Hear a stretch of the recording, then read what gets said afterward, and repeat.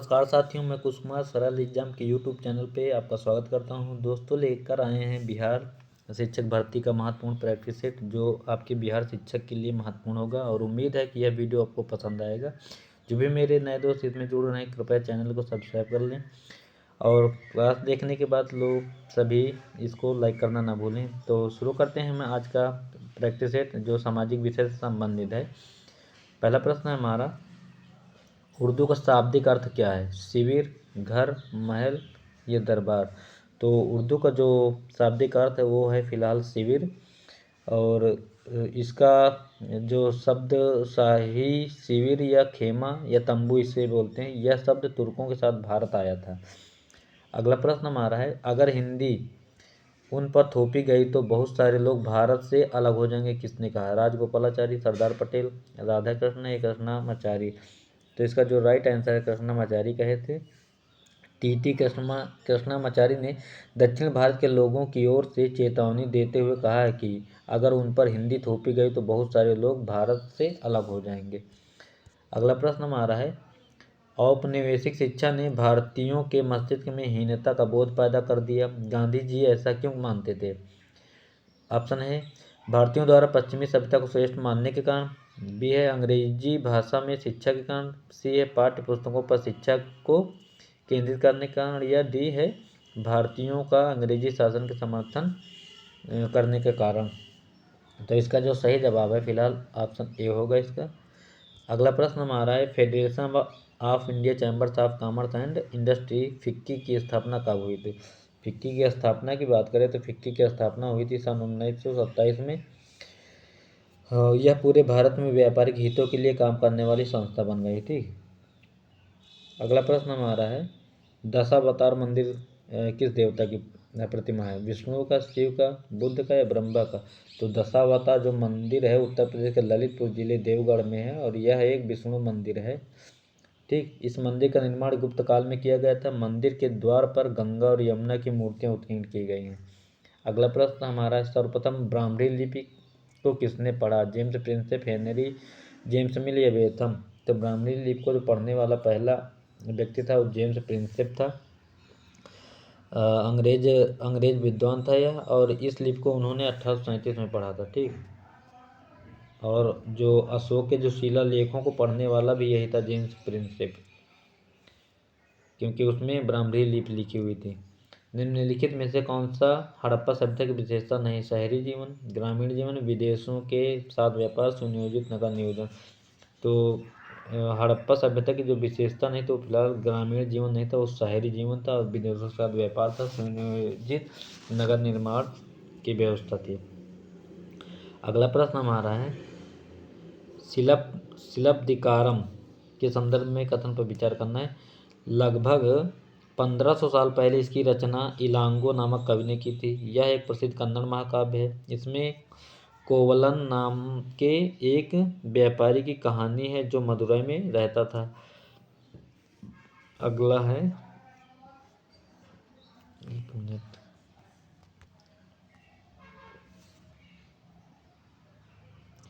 वह अपनी पत्नी माधवी की उपेक्षा कर एक नर्तकी कन्नगी से प्रेम करने लगा और वे मदुरई छोड़कर पुहाड़ चले गए, जहां पांड्य राजा के दरबारी जौहरी ने कोवलन पर चोरी का झूठा आरोप लगाया, जिस पर राजा ने प्राण दंड दे दिया। अगला ऑप्शन है, पत्नी माधवी जो अभी भी उससे प्रेम करती थी, इस अन्याय के कारण वह दुख और रोष से भर गई। उसने पुहाड़ शहर का विनाश कर डाला। तो इसका जो राइट आंसर है फिलहाल ये होगा उपरोक्त में से कोई नहीं। ठीक, डी ऑप्शन सही, इसमें कोई भी नहीं है। इसकी बात करें तो प्रसिद्ध महाकाव्य शिलप्दिकारम के संदर्भ में दिए गए सभी कथन गलत हैं। इसमें लगभग 1800 साल पहले, ना कि 1500 साल पहले, इसकी रचना इलांगो नामक कवि ने की थी।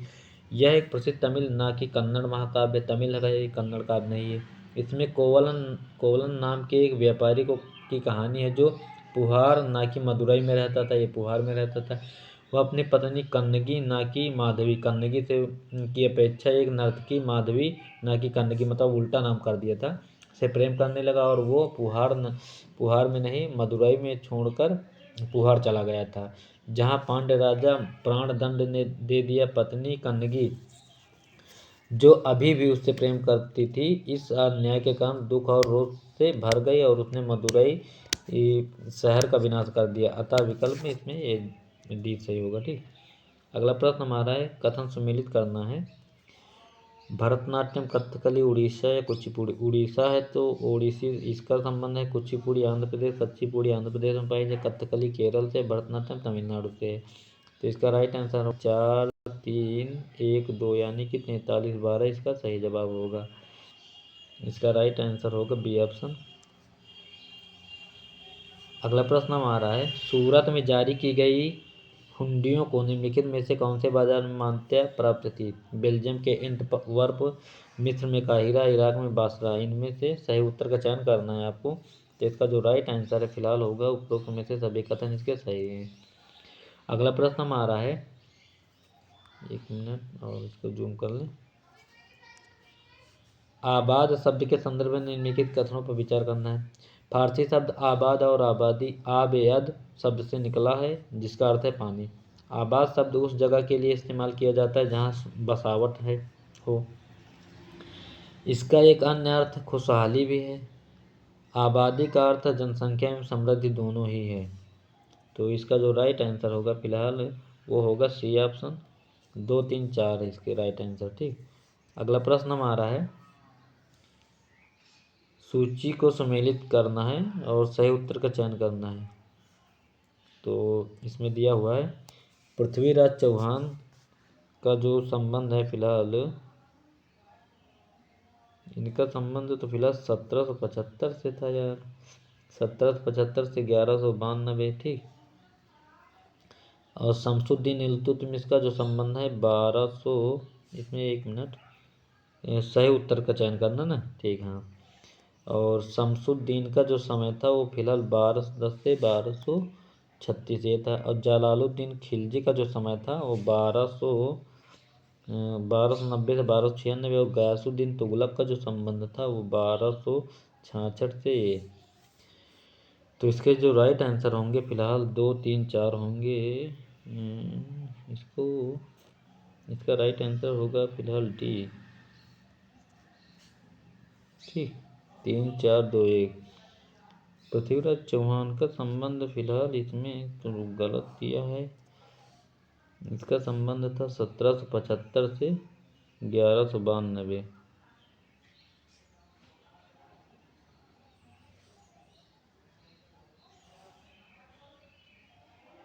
जलालुद्दीन खिलजी का जो समय था 1296 होना। इसका 1175। जलालुद्दीन खिलजी का समय फिलहाल 1290 से 1296 था इसका, जिसका ये हो गया। शमसुद्दीन का समय जो था 1210 थे। 1236। गयासुद्दीन तुगलक का जो संबंध था वो था 1266 इसका ये। और पृथ्वीराज चौहान का जो समय था वो था, यहाँ होना चाहिए, एक मिनट, 1775 से 1192। ठीक, इसका डी ऑप्शन होगा। ठीक, अगला प्रश्न हमारा है, सुमेलित करना है इसमें। गुर्जर प्रतिहार, राष्ट्रकूट, पाल और चोल। ठीक, तो गुर्जर प्रतिहार वंश का जो शासन था वो था गुजरात और राजस्थान में। और राष्ट्रकूट जो थे वो पश्चिमी दक्कन में थे। पाल वंश का जो शासन था वो बंगाल में था। पाल बंगाल, चोल का तमिलनाडु। तो 3 1 2 4 होगा इसका। 3 1 2 4 इसका राइट आंसर होगा सी ऑप्शन। अगला प्रश्न हमारा है, शून्य के संदर्भ में निम्नलिखित कथनों पर विचार कीजिए। भारत के गणितज्ञों ने शून्य के लिए एक नए चिन्ह का आविष्कार किया। गिनती की यह पद्धति अरबों द्वारा अपनाई गई और तथा यूरोप में फैल गई। तो इसका जो राइट आंसर है फिलहाल वो होगा सी, दोनों सही है। अगला प्रश्न हमारा है, वलय कूप के संदर्भ में निम्नलिखित कथनों पर विचार कीजिए। ये अनेक प्राचीन नगरों से प्राप्त किए गए। ये गुसलखाने, नाली या कूड़ेदान के लिए प्रयुक्त किए गए। और अगला ऑप्शन है इधर, नीचे दिए गए कूट से सही उत्तर का चयन करना है। तो इसका जो राइट आंसर है फिलहाल होगा दोनों सही इसमें। अगला प्रश्न हमारा है, कथनों पर विचार करना है। बौद्ध धर्म के संस्थापक गौतम बुद्ध का जन्म लगभग 2000 वर्ष पूर्व हुआ। दूसरा दिया, बुद्ध द्वारा सर्वप्रथम उपदेश दिए जाने की घटना की स्मृति में सारनाथ स्तूप का निर्माण किया गया।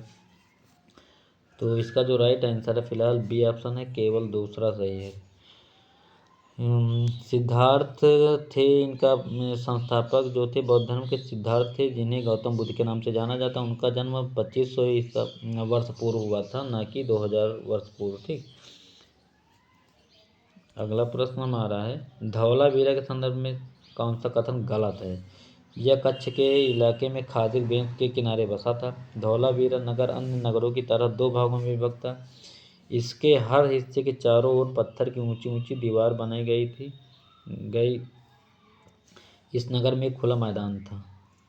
तो इसका जो राइट आंसर है वो फिलहाल होगा बी ऑप्शन। इसका धौलावीरा नगर 2 भागों में विभक्त था। अगला प्रश्न हमारा, आरंभिक कृषकों और पशुपालकों के संदर्भ में निम्नलिखित कौन सा कथन सही है। चिरांद, कोल्डिया व महागढ़ आदि नवपाषाणिक पुरास्थलों में पुरातत्वविदों को शुरुआती कृषि और पशुपालन के साक्ष्य प्राप्त हुए हैं। ये साक्ष्य पूरे उपमहाद्वीप से प्राप्त नहीं हुए। इनमें सबसे महत्वपूर्ण स्थल भारत में पाए गए। तो इसका जो राइट आंसर इसमें सही है, केवल एक होगा। ठीक, अगला प्रश्न हमारा, शैल चित्रकला के संदर्भ में कौन सा कथन सही है। जिन गुफाओं में लोग रहते थे उनमें सभी दीवारों पर चित्र प्राप्त हुए। इनमें कुछ सुंदर उदाहरण मध्य प्रदेश और दक्षिणी उत्तर प्रदेश की गुफाओं से मिले चित्र हैं। इनमें जंगली जानवरों का बड़ी कुशलता से सजीव चित्रण किया गया है। तो इसका जो राइट आंसर है फिलहाल 2 और 3 होगा सही। ठीक, अगला प्रश्न हमारा है, अशोक के आदेश पर लिखा गया लगभग 2250 वर्ष पुराना अभिलेख वर्तमान अफगानिस्तान के कंधार से प्राप्त हुआ। इस अभिलेख में कौन कौन सी लिपियां और भाषाओं का प्रयोग हुआ है। तो यूनानी, प्राकृत, अरमाइक, ब्राह्मणी। तो इसका जो राइट आंसर है फिलहाल बी होगा, केवल 1 और 3 थी। ठीक, अरमाइक और ब्राह्मणी थी और ऊपर के दोनों गलत ऑप्शन है। अगला प्रश्न हमारा है, 1937 के प्रांतीय विधायिका के चुनाव में कांग्रेस ने कितने प्रांतों में अपनी सरकार बनाई थी। तो कांग्रेस ने जो सरकार बनाई थी वो फिलहाल 8 प्रांतों में अपनी सरकार बनाई थी। अगला प्रश्न हमारा है, बनारस में हिंदू कॉलेज की स्थापना किस वर्ष हुई। तो बनारस में हिंदू कॉलेज की जो स्थापना हुई थी वो फिलहाल 1791 में हुई थी और इसका उद्देश्य था कि प्राचीन संस्कृत ग्रंथों की शिक्षा दी जा सके और देश का शासन चलाने में मदद मिले। अगला प्रश्न हमारा है, बख्शी जगबंधु ने खुर्दा संग्राम को कब तक जारी रखा। तो इसका जो राइट आंसर फिलहाल ये 1825 में तक जारी रखा इन्होंने। अगला प्रश्न हमारा है, कथन दिए हुए हैं, कारण दिए हुए हैं, तो पढ़ते हैं कथन। अंग्रेजों ने आदिवासियों के सारे जंगलों पर अपना नियंत्रण स्थापित कर लिया था और जंगलों को राज्य की संपत्ति घोषित कर दी। कारण दिया हुआ, कुछ जंगलों को अंग्रेजों के द्वारा आरक्षित वन घोषित कर दिया गया था। तो इसका जो सही जवाब है वो होगा फिलहाल पहला, दोनों इसमें सही है। अगला प्रश्न हमारा है,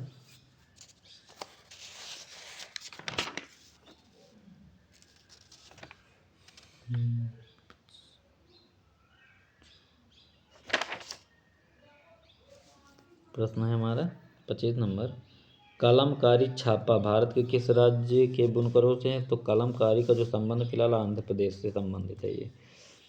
अगला प्रश्न है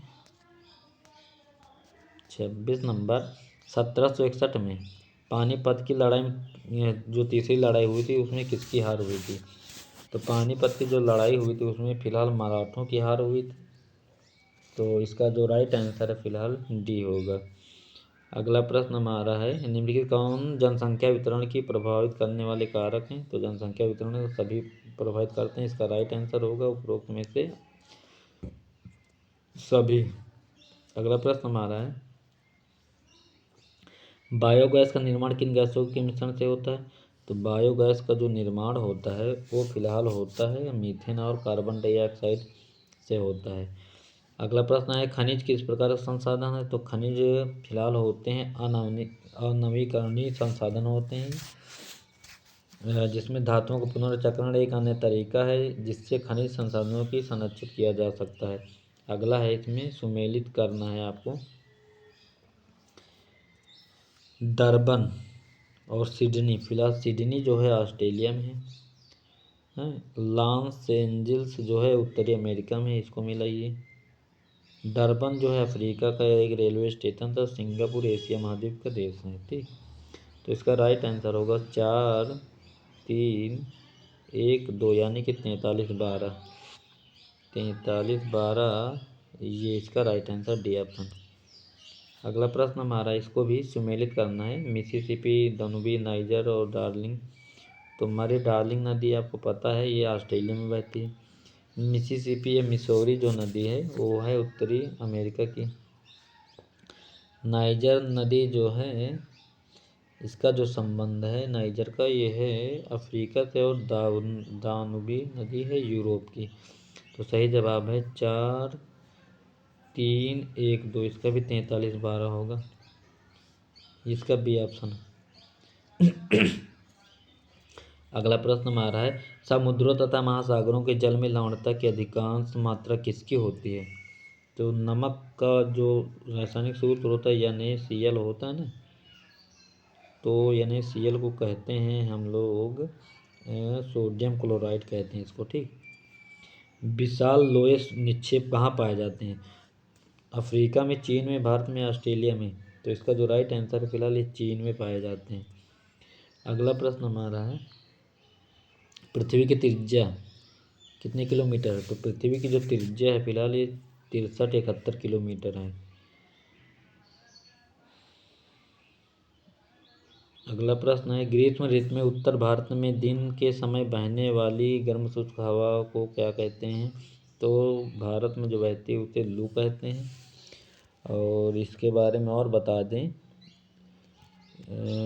गर्मी के मौसम में सूर्य की किरणें उत्तर भारत में अधिकतर सीधी पड़ती हैं, इसका तापमान अधिक हो जाता है। ठीक, हरमट्टन भी है, अलग अलग देशों की तब हवाएं हैं। किस गैस की मात्रा वृद्धि के कारण पृथ्वी का तापमान बढ़ता है। तो कार्बन डाइऑक्साइड की मात्रा से। ठीक, विश्व का सबसे गहरा भाग है तो मैरियाना गर्त है सबसे गहरा, ये प्रशांत महासागर में। ठीक, और इसकी गहराई की बात करें तो 11,022 मीटर है। ठीक, ये अगला प्रश्न हमारा है पृथ्वी का अपने अक्ष पर घूमने की गति क्या है। अपने अक्ष पर घूमना है तो घूर्णन, और सूर्य के चारों ओर घूमना है तो परिक्रमण। ठीक, तो इसका राइट आंसर फिलहाल बी होगा। जैसे पंखा अपने अक्ष पे घूमता है तो वो घूर्णन है। ठीक, और अगला है कथन अंतरिक्ष को देखने पर पृथ्वी नीले रंग की दिखाई देती है अंतरिक्ष से, कारण इसकी 2/3 सतह पानी से ढकी हुई है। कूट का प्रयोग सही विकल्प। तो इसका फिलहाल जो राइट आंसर है वो होगा, कहाँ गया, कथन और कारण दोनों सही, इसका ये ऑप्शन सही है। अगला प्रश्न हमारा आरेखों का चयन किस बात पर निर्भर करता है। आंकड़ों की प्रकृति, आंकड़ों के गणितीय स्वरूप, आंकड़ों की लंबाई, और सभी उपरोक्त में से डी ऑप्शन सही होगा इसमें। सीमा सड़क संगठन क्या है। सीमा सड़क संगठन जो है वो है सीमावर्ती सड़कों की देखरेख करने वाली संस्था। ठीक, अगला प्रश्न हमारे देश में कपड़े की मिल सबसे पहले लगाई गई। तो कपड़े की मिल पहले लगी थी कोर्ट ग्लास्टर कोलकाता में लगाई गई थी, जो 1818 में लगी थी, लेकिन ये काम नहीं कर पाई और बंद हो गई थी। सूती वस्त्र उद्योग के लिए काम करती थी। अगला प्रश्न हमारा है बृहत उद्योग में पूंजी निवेश की सीमा होती है। तो बृहत उद्योग में 1 करोड़ से अधिक की पूंजी निवेश की सीमा होती है। गोंडवाना कालीन चट्टानों में किस खनिज के भंडार मिलते हैं। तो गोंडवाना में जो मिलता है वो कोयला खान मिलती है यहाँ पे। भारत में सबसे अधिक वन क्षेत्रफल किस राज्य में। तो सबसे अधिक वन क्षेत्रफल मध्य प्रदेश में। प्रतिशत में पूछा जाए तो मिजोरम में प्रतिशत में। ठीक, इनमें से कौन प्राकृतिक संसाधन नहीं है। प्राकृतिक मतलब जो पहले से मौजूद नहीं है, उसमें फिलहाल हवाई जहाज़ नहीं, इसको बाद में इंसानों द्वारा बनाया गया। मधुबनी पेंटिंग जो है वो, मधुबनी पेंटिंग का जो संबंध है वो फिलहाल बिहार के मिथिला क्षेत्र से है, और इसको GI टैग भी मिला है। पर्यावरण के कितने प्रकार का होता है? तो पर्यावरण जो है 2 प्रकार के होते हैं, ठीक। प्राकृतिक पर्यावरण तथा मानव निर्मित पर्यावरण, ये 2 प्रकार के होते हैं। और प्राकृतिक पर्यावरण में जल, वायु, सजीव आदि आते हैं, जबकि मानव निर्मित पर्यावरण में सड़क, पुल, मकान, पार्क आदि आते हैं। अगला है भूकंप को भारत में कितने भूकंप तीव्रता क्षेत्र में बांटा गया है? तो भारत को फिलहाल 4 भूकंप तीव्रता में बांटा गया है। अगला प्रश्न हमारा, गोलघर कहाँ है? गोलघर फिलहाल ये है बिहार में पड़ता है और ये पटना में है गोलघर। गोलघर की गोल दीवारों पर एक सूचना पट्ट लगी है जिसमें गोलघर के संदर्भ में कई जानकारियां दी हैं। उसमें लिखा है कि इसका निर्माण कैप्टन जॉन गॉलस्टीन ने 1786 में किया था। अनाज सुरक्षित भंडार के उद्देश्य से करवाया था ताकि दुर्भिक्ष या अकाल के समय इस अनाज से मदद कर लोगों की जान बचाई जा सके। रबी फसलों के लिए मशहूर ताल क्षेत्र अवस्थित है, तो ये फिलहाल पटना से पूरब में है अवस्थित है। पटना के पूरब का एक बड़ा हिस्सा फतुहा से बढ़हिया मोकामा तक ताल या टाल क्षेत्र कहलाता है। कुल दिशाओं की संख्या कितनी है? तो कुल दिशाएं कितनी हैं? कुल दिशाएं हैं 10, ठीक। पूरब, पश्चिम, उत्तर, दक्षिण 4 प्रमुख दिशाएं। इसके अलावा उत्तर और पूरब के बीच उत्तर पूर्व, पूरब और दक्षिण के बीच दक्षिण पूर्व, दक्षिण एवं पश्चिम के बीच दक्षिण पश्चिम तथा पश्चिम एवं उत्तर के बीच उत्तर पश्चिम, ठीक। आप जब किसी स्थान पर खड़े होते हैं तो आपके सिर के ठीक ऊपर की दिशा आकाश, जेनिम और पैर के नीचे की दिशा पाताल नादिर कहलाता है। इस तरह कुल 10 दिशाएं हैं, ठीक। ऊपर नीचे की भी दिशा। राज्य में सरकार की कार्यपालिका व विधायिका के संदर्भ में निम्नलिखित कथनों पर विचार करें। मुख्यमंत्री और विभिन्न विभागों के मंत्री ही कार्यपालिका कहलाते हैं। सारे विधायक जो विधानसभा में एकत्र होते हैं विधायिका कहलाते हैं। विधायिका सरकार के कार्यकारी हिस्से को काम करने का अधिकार देती है और फिर उसके कार्यों की जांच करती है। अगला दिया हुआ, विधायक सदन में बहस करते हैं, सवाल पूछते हैं, क्योंकि विधायक सामूहिक रूप से सरकार के काम के उत्तरदायी होते हैं। कथन असत्य ढूंढना है, तो इसका जो असत्य कथन है फिलहाल डी ऑप्शन होगा, इनमें से कोई नहीं, ठीक। सब सही है। संसार के अधिकांश लोकतांत्रिक देश में समानता के मुद्दे पर विशेष रूप से संघर्ष हुए या हो रहे हैं। इसके संदर्भ में कथनों पर विचार करना है। रोजा पार्क्स, जो कि एक अफ्रीकी अमेरिकन महिला थी, जिनके खिलाफ बस में विरोधी प्रक्रिया के फलस्वरूप अमेरिका में असमानता को लेकर एक विशाल आंदोलन प्रारंभ हो गया, जो नागरिक अधिकार आंदोलन का है। 1966 के नागरिक अधिनियम ने नस्ल, धर्म और राष्ट्रीय मूल के आधार पर भेदभाव का निषेध कर दिया। तो इसका राइट आंसर होगा फिलहाल वो होगा बी ऑप्शन, केवल दूसरा सही। अगला प्रश्न हमारा है, प्रथम सूचना रिपोर्ट एफआईआर के संदर्भ में कथनों विचार करना है। संज्ञेय अपराध की सूचना मिलने पर थाने के प्रभारी अधिकारी को फौरन एफआईआर दर्ज करनी चाहिए। पुलिस को यह सूचना केवल लिखित रूप में दी जा सकती है। आगे इधर है, एफआईआर में आमतौर पर वारदात की तारीख, समय और स्थान का उल्लेख किया जाता है। इसमें मूल तथ्यों और घटनाओं का विवरण सहित अपराधियों का पता और गवाहों का भी उल्लेख किया जाता है। शिकायत करने वाले को पुलिस से एफआईआर की एक नकल मुफ्त पाने का कानूनी अधिकार है। तो इसका राइट आंसर फिलहाल 2, 3, 4 है, ठीक। अगला प्रश्न हमारा है, राज्यसभा के संदर्भ में निम्नलिखित कथनों पर विचार करना। राज्यसभा मुख्य रूप से देश के राज्यों के प्रतिनिधि के रूप में काम करती है। राज्यसभा के सदस्यों का चुनाव जनता के द्वारा अप्रत्यक्ष रूप से होता है। राज्यसभा भी कोई कानून बनाने का प्रस्ताव पेश कर सकती है। किसी विधेयक को कानून के रूप में लागू करने के लिए राज्यसभा की मंजूरी नहीं है। उपरोक्त में से आपको सही कथन बताना है, तो इसका जो राइट आंसर है फिलहाल बी होगा, केवल 1 और 2 होगा। अगला प्रश्न हमारा है, निम्नलिखित में से कौन सा कथन सत्य है? 6 से 14 वर्ष की आयु के सभी बच्चों को शिक्षा का अधिकार गारंटी देता है। शिक्षा का अधिकार एक मूल अधिकार है। मूल अधिकार संविधान के भाग 3 में शामिल है। तो इसका जो सही जवाब है फिलहाल इसमें सभी कथन सही है, इसके डी ऑप्शन होगा। अगला प्रश्न हमारा समान न्याय व निःशुल्क विधि सहायता का उपबंध किस अनुच्छेद में है? तो इसका जो अनुच्छेद है फिलहाल वो है 39A है इसका। ठीक, अगला प्रश्न हमारा प्रत्येक नागरिक को अनुच्छेद 21 के तहत जीवन में मौलिक अधिकार दिया गया है। मौलिक अधिकार में स्वास्थ्य का अधिकार शामिल है। तो और क्या दिया हुआ है? तो कारण ए और आर दोनों सही, इसका राइट आंसर होगा फिलहाल ए ऑप्शन। अगला प्रश्न हमारा है लोकसभा का चुनाव ये सही सम्मिलित करना है। तो चौथा जो लोकसभा चुनाव हुआ था वो हुआ था 1967 में। पाँचवा जो हुआ था वो 1971 में हुआ था। आठवां की बात करें तो आठवां जो हुआ था 1984 में और 10वां 1991। तो राइट आंसर होगा 4, 3, 2, 1 यानी कि 43-21 इसका राइट आंसर होगा। 43-21 इसका ये ऑप्शन होगा। अगला प्रश्न हमारा लोकसभा में अनुसूचित जाति हेतु कितनी सीटें? तो अनुसूचित जाति हेतु सीटें पूछा है। तो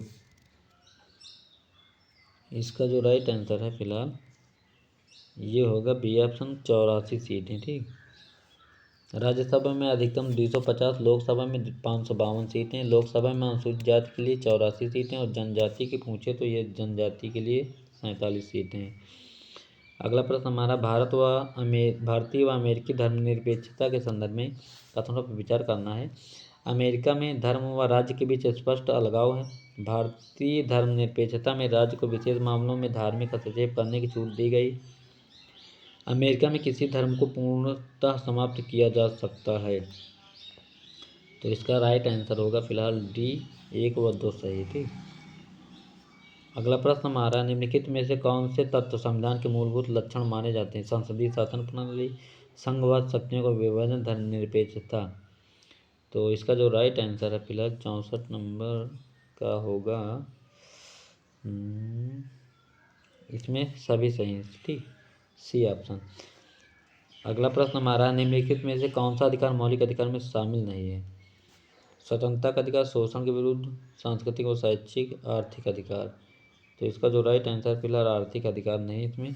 ठीक, ये अलग कर दिया गया, अनुच्छेद 300A में है। संविधान सभा का गठन कब हुआ? संविधान सभा का जो गठन हुआ था 1946 में हुआ था। ठीक, पहली 9 दिसंबर 1946, दूसरी 11 दिसंबर जिसमें राजेंद्र प्रसाद बने थे, तीसरी 13 दिसंबर। कौन प्रारूप समिति के सदस्यों में शामिल नहीं थे? के मुंशी, ज्ञानी जैल सिंह, ए के अय्यर या फखरुद्दीन। तो इसका जो राइट आंसर है वो फिलहाल होगा बी ऑप्शन, ज्ञानी जैल सिंह नहीं थे इसमें। प्रारूप समिति या मसौदा समिति की स्थापना की बात करें तो इसकी स्थापना जो हुई थी 29 अगस्त 1947 को हुई थी। ठीक, संविधान सभा द्वारा इसका अध्यक्ष भीमराव अम्बेडकर को बनाया गया। समिति में कुल 7 सदस्य जिसमें के मुंशी, मोहम्मद सादुल्लाह, BL मिश्रा, अल्लादी कृष्ण स्वामी अय्यर, N गोपाल स्वामी व DP खेतान थे, जिसमें BL मिश्र की जगह N माधव राव तथा DP खेतान की जगह TT कृष्णामाचारी को सदस्य बनाया गया। ज्ञानी जैल सिंह व फखरुद्दीन अली अहमद समिति के सदस्य नहीं थे इसमें।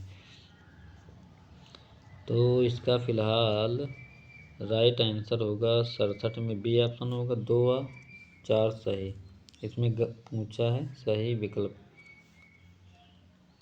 हथकरघा उद्योग का संबंध, हथकरघा उद्योग का संबंध फिलहाल कपड़ा से। ठीक, अगला प्रश्न है निम्नलिखित में से किस समूह को संचार माध्यम शामिल नहीं किया जाता? तो संचार का माध्यम क्या नहीं है? रेडियो, मोबाइल फोन, टीवी आदि, समाचार पत्र, कंप्यूटर, फिल्में आदि, टेलीफोन, समाचार, मीडिया, टीवी, रेडियम आदि। तो मीडिया, टीवी इसमें फिलहाल होगा डी, क्योंकि रेडियम पेडियम से तो क्या मतलब, टीवी फिलहाल टीवी हो, ये गलत है ना।